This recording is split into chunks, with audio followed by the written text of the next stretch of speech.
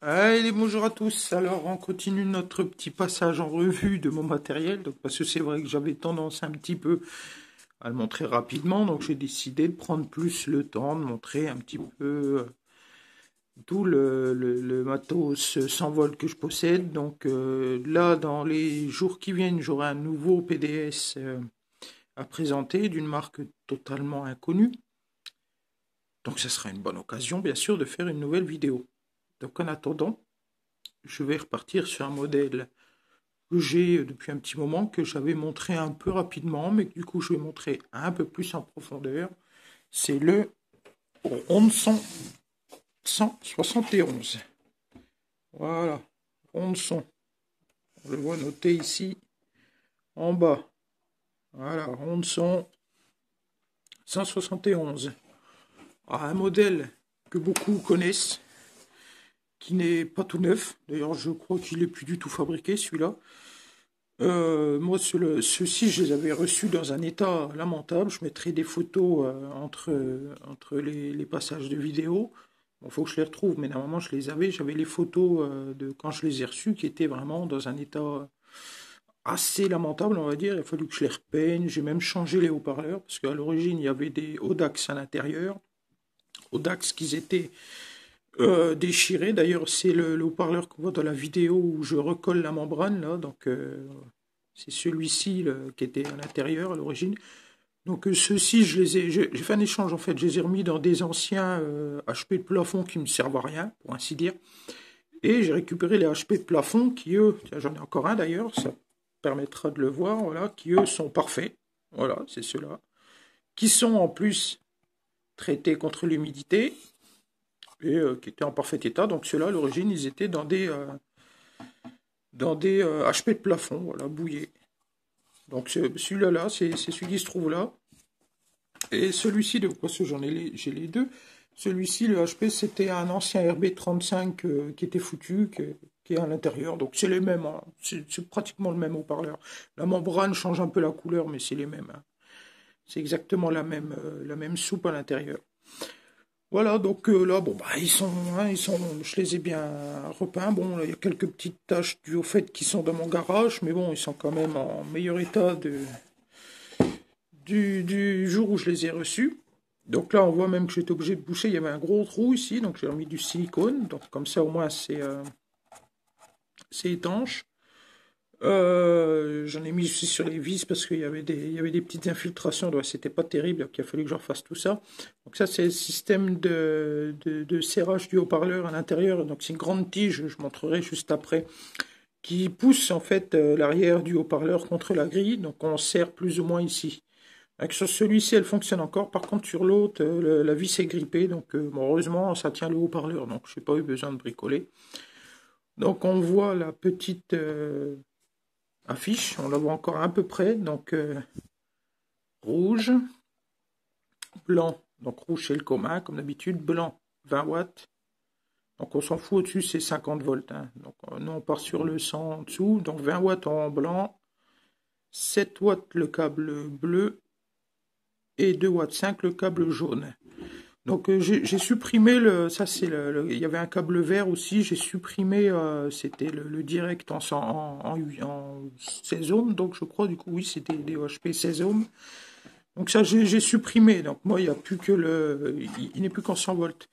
Parce que aussi j'ai été obligé de changer les câbles et de remettre du câble, parce que quand je l'ai acheté, le câble, je crois qu'il sortait comme ça, hein. Il y avait un bout de câble ridicule qui sortait. Donc du coup, j'ai tout rechangé et j'ai changé de câble. Mais bon, comme il y a un conducteur de moins, j'étais obligé d'enlever une sélection. Donc je préférais enlever la sélection directe, hein. Comme moi, de toute façon, je m'en sers qu'en 100 volts. Comme ça, ils retrouvent leur pleine fonctionnalité. Voilà, donc l'autre, c'est pareil, sauf que l'autre, j'ai plus l'étiquette derrière. Donc j'ai été obligé de faire un pense-pète comme je fais d'habitude, hein, voilà. C'est exactement le même. Alors, ce qu'on voit autour, en fait, c'est du silicone qu'il faut que j'enlève, parce que celui-là était à l'arrière de ma maison à un moment. Donc je l'avais renforcé, j'avais mis du silicone un peu partout, puis bon, du coup je l'ai laissé. Ça fait un peu dégueulasse, quoi, en parlant. Mais bon, hein, au moins je suis sûr qu'il est pas, que l'humidité ne rentrera pas dedans.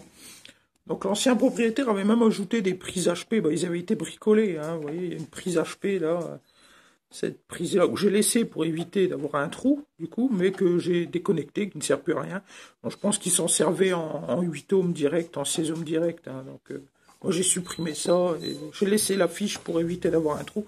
Il y en a une aussi de l'autre côté, elle est là. Je l'avais même bouchée au silicone, celle-là. Enfin voilà, bon, tout ça pour les montrer vite fait. On fera un petit essai de son. Je vais aussi montrer vite fait l'intérieur. Et puis, voilà. Et voilà, à l'avant. Voilà, ils sont parfaits. Donc là, je vais juste en démonter un vite fait pour vous montrer vite fait ce que j'ai fait à l'intérieur. Et puis ça sera bien pour cette vidéo. On fera un petit essai de son aussi. Et puis la prochaine fois, on partira sur un autre modèle. Donc je pense qu'on partira sur le classique RB35. Dont j'ai deux exemplaires. Un C, donc gris métal, et un, je crois que l'autre c'est un G, je crois, G, je sais plus si c'est G ou J, ça doit être G, je crois, avec la grille en plastique. Donc pour la suite, alors donc j'ai enlevé le capot à l'arrière, donc c'est simple, hein, c'est tout simplement 4 vis sur le pourtour là, qui sont ici. On enlève les 4 vis et le capot arrière se démonte tout simplement, voilà. Donc là il est démonté. Donc l'étrier, j'ai oublié, c'est un étrier en alu. Un étrier en alu, bon il est très sale hein, bien sûr, mais il en alu, donc il a le mérite d'être pas lourd. Par rapport au premier RB35, oui, il était assez lourd. Donc, alors à l'arrière, nous avons tout simplement donc un transfo de 100 volts, et j'ai eu la surprise quand même, hein, on voit bien, c'est un transfo Audax. C'est un transfo 100 volts Audax, donc c'est assez rare d'en voir, donc ça m'avait fait une belle surprise à l'époque. Donc là, on voit le silicone que j'ai bourré pour boucher le trou, voilà. Donc le transfo, c'est un transfo tout simple, hein. Donc là on a le système 200 volts donc, qui est avec le câble que j'ai changé. Donc j'ai respecté les polarités et les couleurs d'époque, comme ça moi ça ne change pas. Donc là on voit l'ancienne prise HP qui avait été rajoutée un peu à l'arrache, donc je l'ai laissée, hein, mais bon elle est plus connectée. Le système donc de fixation avec la tige centrale, voilà, donc qui rentre à l'intérieur et qui en fait pousse le HP à l'intérieur. Donc je vais montrer ça après. Très compliqué à démonter à l'époque parce qu'il y avait ça en plein milieu. Donc une espèce de... C'est le même fond en fait, sauf que... Alors s'il y a des trous dedans, c'est parce que j'ai été obligé de la massacrer, cette pièce-là, pour pouvoir l'enlever. Impossible de l'enlever, même en essayant de faire levier. En fait, cette pièce se trouvait au milieu, comme ça, à l'intérieur, et faisait la jonction entre le HP en bas et le transfo au milieu. Enfin, au-dessus, je trouve qu'elle ne servait à rien du tout, donc j'ai été obligé de la massacrer, impossible de l'enlever gentiment. Donc en faisant des trous, comme ça, et en réussissant à la fragiliser, donc j'ai réussi à l'enlever. Donc du coup, je ne l'ai pas remis, bien sûr. Parce que je trouve que ça sert à rien. Donc du coup, on a beaucoup de vide hein, dans ces HP-là. À part cette pièce centrale là que j'ai enlevée, il n'y a pas grand-chose hein, là-dedans. Hein. Donc moi, j'avais rajouté de la mousse, hein, on la voit ici.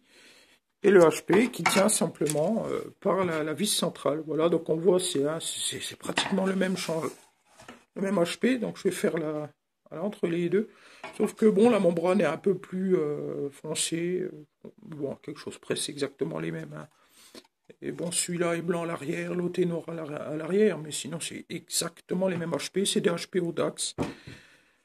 Et donc ça, c'est un HP qui se trouvait dans un RB35. Voilà, gris-noir. Alors c'est exactement le même qu'il y a dans celui que j'ai en gris-noir. Voilà, donc je vais remonter tout ça. On va refaire un petit essai de son. Et ça sera pas mal pour cette fois-ci.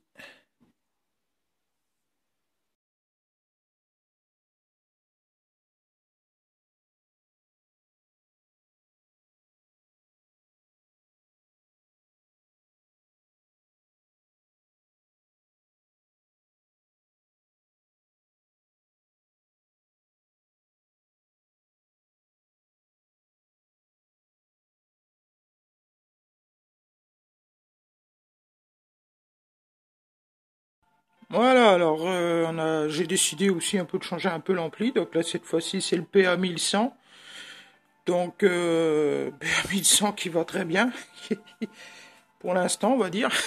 La fameuse série verte. Donc, j'ai pas eu peur. Hein. Je les ai mis en 20 watts. On n'a pas peur, comme ça, on a de la patate. Voilà, un petit morceau de son, et puis ça sera très bien pour cette vidéo. Allez, à plus.